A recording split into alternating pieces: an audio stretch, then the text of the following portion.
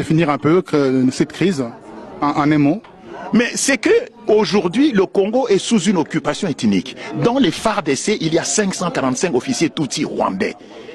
Kabila est un Rwandais. Ce n'est pas une insulte. C'est sa nationalité, c'est son ethnicité. Où est le problème? Je suis un Muntu, un Mouyansi. Mais je me proclame Mouyansi, je ne me cache pas. Kabila est un Tutsi rwandais. Ok? Oui, je suis un Mouyansi de Bagata. Ce n'est pas, une honte. Kabila est un Tutsi rwandais qu'il rentre au Rwanda. Même chose avec Bisengimana, Charles et tous ces gens-là. Si vous enlevez les 545 officiers Tutsi rwandais des FARDC, il n'y a plus de crise. Voilà la solution. Par l'élection, par les concertations, le dialogue. On en a eu combien de dialogues? J'en ai compté 54 qui n'ont abouti à rien. Donc, la MONUSCO et l'ONU et la communauté internationale admettraient pendant une seconde que la crise congolaise est de type ethnique, qu'il n'y a pas de Tutsi rwandais. Pour ceux qui connaissent un peu l'histoire, c'est une insulte. Il n'y a pas de Tutsi congolais, bon Dieu. Le Rwanda a été créé au XVIIe siècle avant la création d'État indépendant du Congo. Et le Rwanda fut une colonie allemande.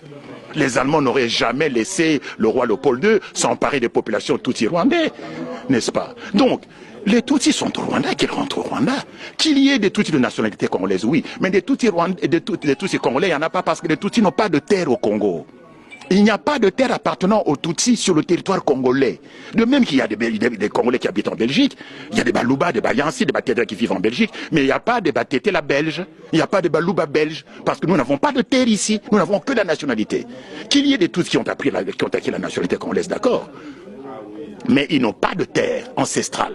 Nous avons la liste, qui se trouve ici d'ailleurs au musée de Tervuren, de toutes les ethnies bantous qui ont cédé leur terre au roi Léopold II pour constituer l'État indépendant du Congo. Parce que l'État indépendant du Congo, l'EIC, contrairement aux autres pays africains, a été créé par fusion de terres, par addition de terres, appartenant à une quinzaine de royaumes et d'empires et à quelques centaines de communautés traditionnelles africaines bantous. Alors que les autres États africains, les autres colonies africaines ont été créés par division. Nous, c'est par fusion, par addition des terres. Et quand vous regardez les gens dont on a additionné les terres, il n'y a pas de terre de Bami Tutsi rwandais. Il n'y en a pas. Et donc, ceux qui prétendent, les gens qui écrivent ici dans les médias, il y a une consoeur journaliste du soir qui parlait de Banyamulenge et des Tutsis congolais. Mais c'est du n'importe quoi. Madame Cross. Je ne cite pas de nom, c'est même pas elle là d'ailleurs. Il y en a même une qui est beaucoup plus âgée qu'elle, qui raconte n'importe quoi sur... Je vois oui, bien sûr. Donc, il n'y a pas de Tutsis congolais.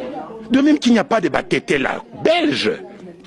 Donc, la guerre du Congo vient du fait que les Tutsis veulent créer au Congo, au dépend du territoire congolais, un Tutsi Land, un foyer national Tutsi, où ils vivraient en population majoritaire, où ils seraient plus exposés à un risque de génocide.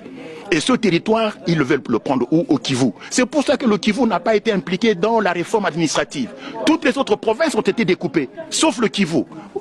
Et puis on nomme qui? On nomme Azarès Roubert, un Tutsi rwandais, comme ministre de la décentralisation. Tiens. Mais ça se voit comme le nez au milieu de la figure. Il y a un plan rampant de balkanisation du Congo et de la création du Tutsiland. Et ce qui s'est passé au Kivu, où on a massacré les chefs coutumiers, c'est ce à quoi on assiste aujourd'hui avec les Kamwina Sampo, c'est le même scénario.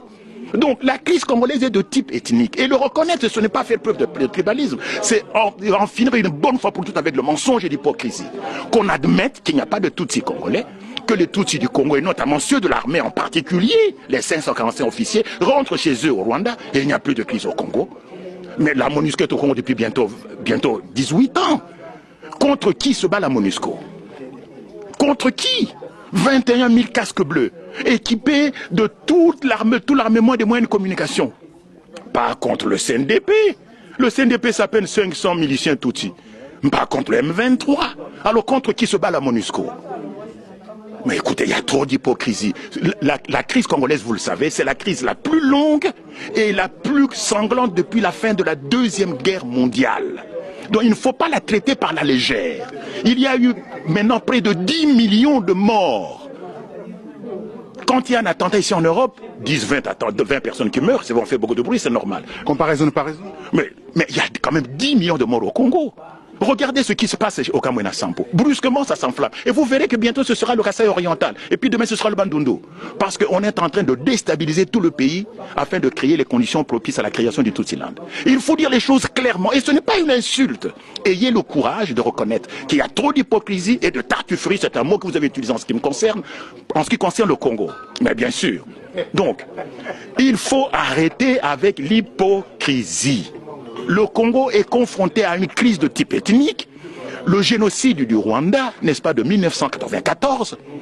D'abord, les gens ne savent pas compter. Il y a eu 4 génocides au Rwanda. 4, pas 1.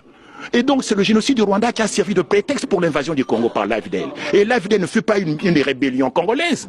Ce fut une milice armée, toutes rwandaise. Maintenant, on le voit. N'est-ce pas? Et Kabila, c'est quoi? Mais Kabila est un immigré clandestin, devenu président de la République.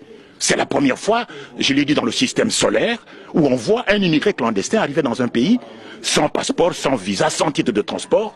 Il ne parle aucune des langues de chez nous, et qui 3 ans et demi plus tard devient président de la République. Je connais ici en Europe, et particulièrement en Belgique, des Congolais qui vivent ici depuis 10 ans et qui n'ont même pas une carte de séjour. Et au Congo, depuis que Kabila est là, ça fait maintenant plus de 15 ans, les Congolais n'ont même pas de carte d'identité. Ça signifie quoi? Mais c'est une monstruosité, ça signifie que l'État congolais ne reconnaît pas ses citoyens. Donc on n'a plus aucun droit au Congo. Si vous avez une maison, on peut vous la confisquer, puisque vous n'avez pas de carte d'identité, l'État ne vous reconnaît pas, vous n'avez pas de carte d'identité. Comment expliquer qu'on fasse des élections? On a parlé d'élections, il fallait commencer par là. Comment expliquer ce grand mystère? Le Congolais n'est protégé par aucune loi, puisque nous n'avons plus de carte d'identité. L'État ne vous reconnaît pas. Donc vous n'avez aucun droit, ni au droit à la vie, ni à la nourriture.